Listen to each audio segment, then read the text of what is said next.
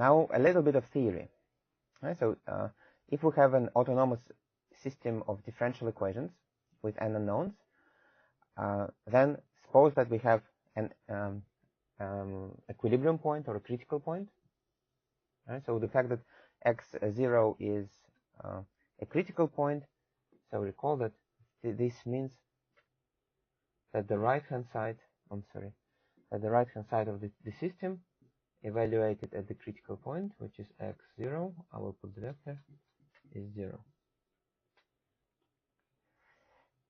Right, so it is called stable. Well, anyway, you can read the definition with epsilon and delta.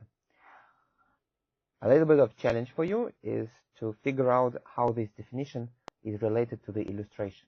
Right, so I suggest that you pause the lecture now and try to understand whether epsilon is the radius of the small circle or it is the radius of the big circle in the illustration. All right, so then I'm going to explain it. So here on the illustration, epsilon is the radius of the big circle, and the definition tells us that if given an epsilon, positive value of epsilon, we are able to find the positive value of delta, and delta here is the radius of the small circle, so that if a solution, if the initial point of a solution is within the distance delta from the critical point, meaning that it belongs to the small circle, so for example here,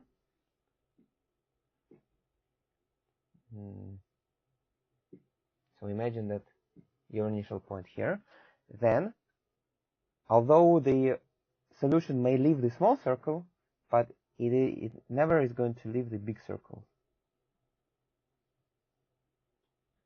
which is true, right? So in other words, a trajectory that begins inside the small circle will never leave the big circle.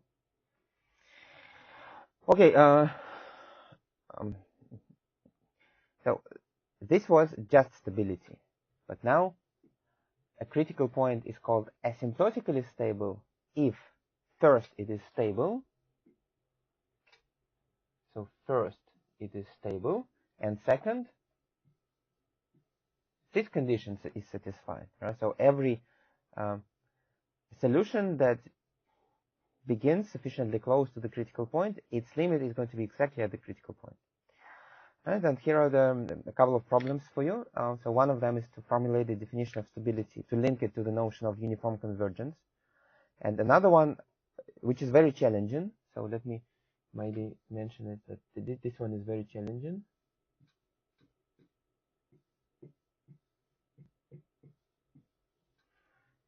But I suggest that you think about it if you like a little bit of a challenge. Or you can just read it in the textbook. It is actually explained in the textbook as far as I remember. So let me explain what I mean. So suppose that we modify the definition. So suppose that we only require this, but we do not even require that it is stable.